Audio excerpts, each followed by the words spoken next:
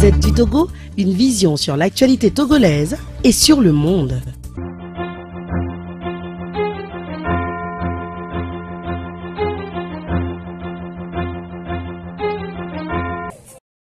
Le nouveau découpage gouvernemental perpétue la discrimination régionale et l'inégalité entre les Togolais. L'Alliance nationale pour le changement ANC voudrait, à travers la conférence de presse de ce jour, faire état de dysfonctionnements délibérément orchestrés par le pouvoir écouté l'unir pour perpétuer sa tradition malsaine d'organisation d'élections truquées, sans aucune considération pour le peuple togolais souverain, sans aucun égard pour la Constitution et les lois de la République qui sont outrageusement foulées aux pieds. L'ANC a déjà dénoncé et abondamment condamné les travers du dernier recensement électoral qui ne saurait constituer un fichier électoral fiable. L'ANC a également dénoncé la préparation en catimini des scrutins par le gouvernement en complicité avec des institutions désuètes, incomplètes, en effectif et dont les mandats ont expiré. L'ANC a surtout dénoncé la fin du mandat des députés de la dernière législature avec comme conséquence l'expiration de la majorité parlementaire dont est issu le gouvernement en place, qui devient ipso facto dépourvu de la légalité et de légitimité. Pour lancer la séance de ce matin, notre parti voudrait réagir sur les dernières mesures scélérates que le régime en place tente de faire passer envers et contre tous, notamment celles relatives au découpage électoral d'une part, à la fixation du cautionnement d'autre part, dans le seul but de préserver ses propres intérêts partisans. Nous évoquerons également l'opacité totale qui a entouré la préparation des élections, le chronogramme et les dates du scrutin étant demeurées indéfiniment dissimulées, même si la date législative est réglementée par la Constitution.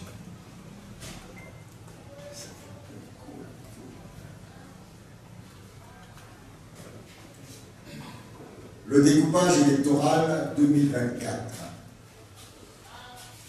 C'est donc dans ce contexte politique calamiteux que l'ANC apprend que le gouvernement togolais, qui n'a plus ni la légitimité ni la légalité en raison de la fin du mandat depuis le 31 décembre 2023 de l'actuelle Assemblée nationale dont il procède, a procédé ce jeudi 8 février 2024 seul et sans concertation avec la classe politique et donc unilatéralement à un nouveau découpage électoral, répartissant à sa guise des sièges de députés à l'Assemblée nationale d'une manière anti-républicaine et anticonstitutionnelle qui creuse davantage l'inégalité entre les Togolais au lieu de la corriger.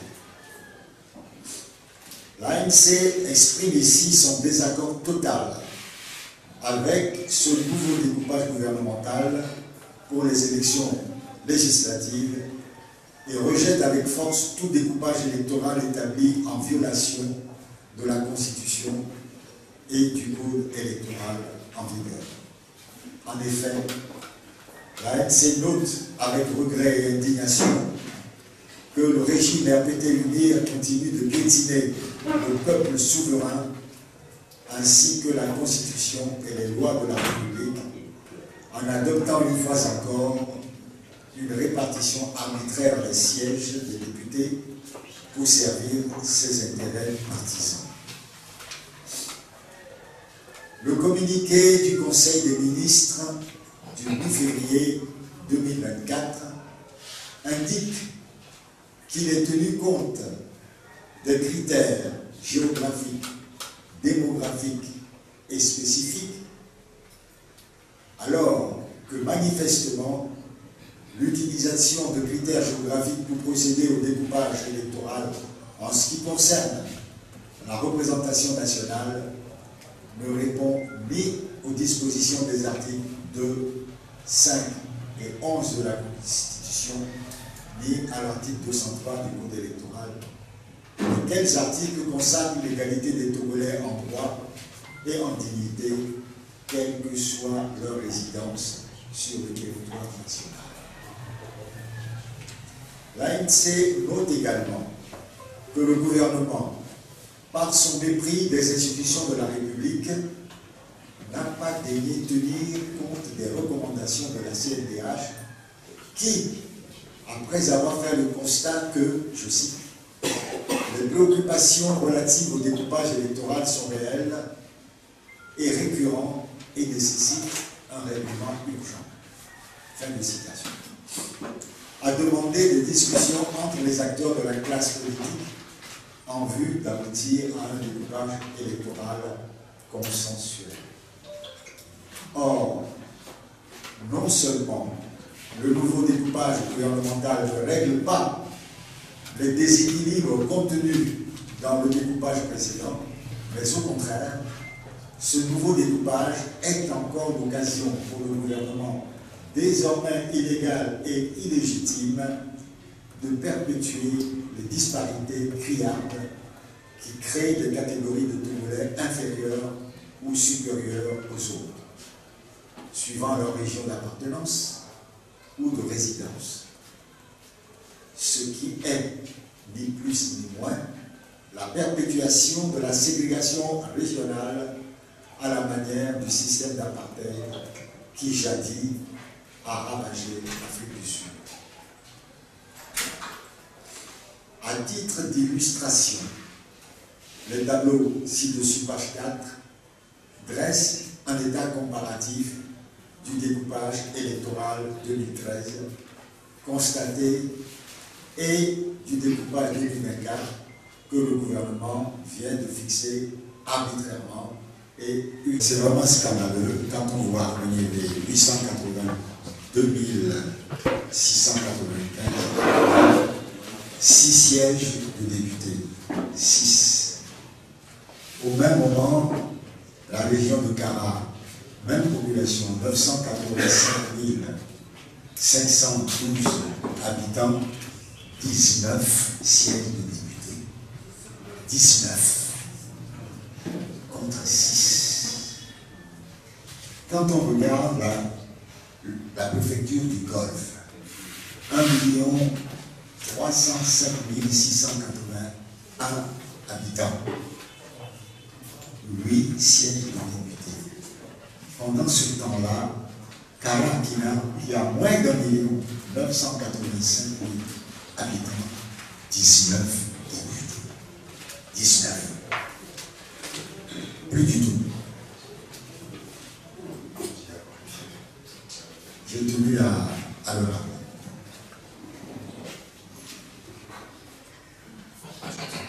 À l'analyse de ces tableaux, on constate que les disparités existantes entre l'ancien découpage relatif au poids de représentativité de chaque député à l'Assemblée nationale selon la région de gouvernance persistent. La région maritime essentiellement et les préfectures du Golfe, Aguanyeve et Sio en particulier, demeurent comme toujours les collectivités les plus sévèrement lésées et discriminées dans la nouvelle répartition des sièges de députés. De plus, la région maritime, qui rassemble 44% de la population totale, est créditée de 31 sièges de députés, ce qui donne un quotient de représentation qui s'établit à 114 031 habitants par député, soit presque le double du quotient national. Par contre, toute la région de la Kara, 12% de la population nationale, se voit octroyer 19 sièges de députés, alors que la seule préfecture du Golfe, 16% de la population nationale, n'est créditée que de 8 sièges de députés. De même, la préfecture d'Aguayévé, 11% de la population nationale, est créditée de 6 sièges de députés, tandis que la région centrale, 10% de la population nationale, est dotée de 16 sièges de députés. En outre, on ne comprend pas pourquoi la préfecture de Sion, chef-lieu de la région maritime, doublement plus peuplée que les autres préfectures et chefs-lieux de la région, n'ait pas eu l'augmentation du nombre de sièges de députés, alors que ces dernières connaissent chacune une augmentation d'au moins un siège supplémentaire. Même si dans la région des Sahara, le quotient de représentativité nationale semble être respecté, dans les régions des plateaux centrales et la Kara, le nombre d'habitants pour un député est largement en deçà du quotient national. En somme, le nouveau découpage gouvernemental ne règle en rien les préoccupations exprimées par l'ANC concernant les inégalités dans les représentativités des députés. Il ne s'agit pas d'augmenter le nombre des députés de 91 à 113, mais de veiller à ce que dans chaque région et dans chaque circonscription électorale, chaque député représente le même nombre d'habitants.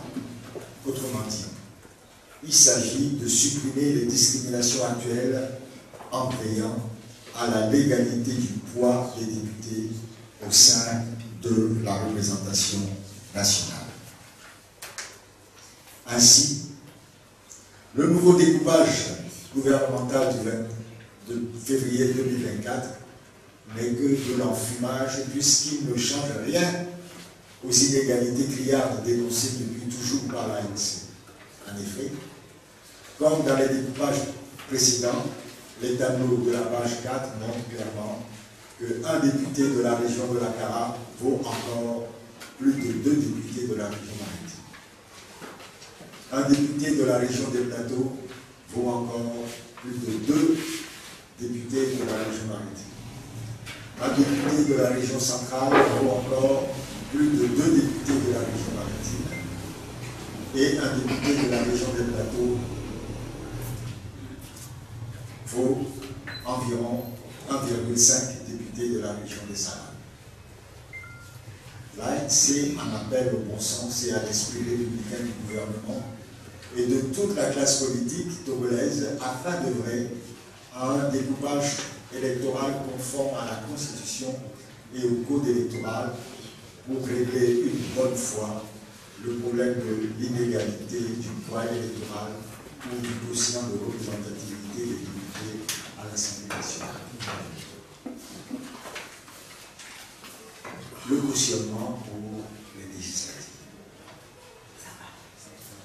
En ce qui concerne la fixation unilatérale du montant du cautionnement pour les législatives, il est tout simplement regrettable que le gouvernement n'ait pas daigné consulter les acteurs de la classe politique à un moment où il est frappé d'un déficit manifeste de légalité et de légitimité en raison de la caducité de la majorité parlementaire dont il concerne. L'ANC note, en tout état de cause, que c'est bien au mépris de la situation socio-économique des citoyens togolais dont la grande majorité peine à avoir 2 repas par jour pour eux-mêmes et leurs familles que le gouvernement a été uni à fixer ce montant prohibitif du cautionnement pour les législatives qui passent de 200 000 à 500 000, soit une augmentation de 150%. Le but visé étant d'empêcher les Togolais qui le souhaitent d'être candidats en réservant exclusivement ce droit à la minorité pilleuse clairement identifiée par le chef de l'État lui-même. L'ANC en appelle au bon sens et à l'esprit républicain du gouvernement et de toute la classe politique togolaise afin d'œuvrer en concertation pour fixer consensuellement un montant raisonnable pour cautionnement prévu pour les prochaines élections. L'opacité du processus électoral. Le gouvernement a eu 5 ans pour organiser et consensuellement les élections. S'il vous plaît, on vous entend trop là-bas. Le gouvernement a eu 5 ans pour organiser sereinement et consensuellement les élections législatives qui devraient être tenues en décembre 2023, mais il en a été incapable. Il a échoué lamentablement sans pouvoir fixer d'une manière transparente et républicaine la date du scrutin législatif, pourtant réglée par la Constitution, sans pouvoir même publier le moindre chronogramme du processus électoral qui aurait permis aux acteurs politiques de se préparer en conséquence. On comprend mal l'attitude du APD UNIR qui, pour des raisons inavouables, après avoir notamment dissimulé pendant tout ce temps toute information aux autres acteurs politiques sur le processus électoral annoncé, tente aujourd'hui de mener des élections au pas de charge, en précipitant les étapes et en fixant des délais qui n'accordent pas suffisamment de temps aux partis politiques pour s'organiser. À titre d'exemple, selon le code électoral, les dossiers de candidature doivent être déposés à la CENI 45 jours au plus tard avant le jour du scrutin, soit le 28 février. Je rappelle qu'aujourd'hui nous sommes le 10 février. Ce qui ne laisse plus que 2 semaines pour le dépôt de candidature. Au même moment, on prend connaissance des nouvelles circonscriptions électorales créées, ainsi que de nombre de sièges qui leur sont octroyés. Visiblement, le RPD UNIR devient fébrile. Il n'arrive plus à cacher sa peur des élections. Il verse alors dans la rétention des informations sur le processus électoral qu'il dissémine à compte-gouttes et tardivement, de sorte à surprendre ses adversaires, c'est-à-dire l'opposition.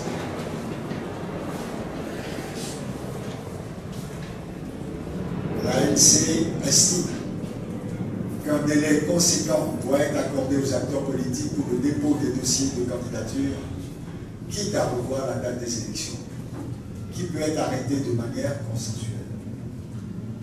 Au demeurant, la veille des élections, et compte tenu du statut actuel du gouvernement, dont la majorité parlementaire n'a plus de mandat, il est essentiel et primordial de s'en tenir aux principes scellés dans le protocole additionnel de la CEDEAO sur la démocratie et qui exige qu'à moins de 6 mois du scrutin, toute modification de la règle du jeu électoral doit être décidée consensuellement dans le cadre d'une concertation entre l'ensemble de la classe politique.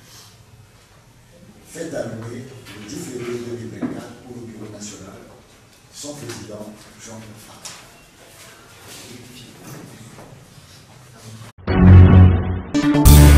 La Gazette du Togo, une vision sur l'actualité togolaise et sur le monde.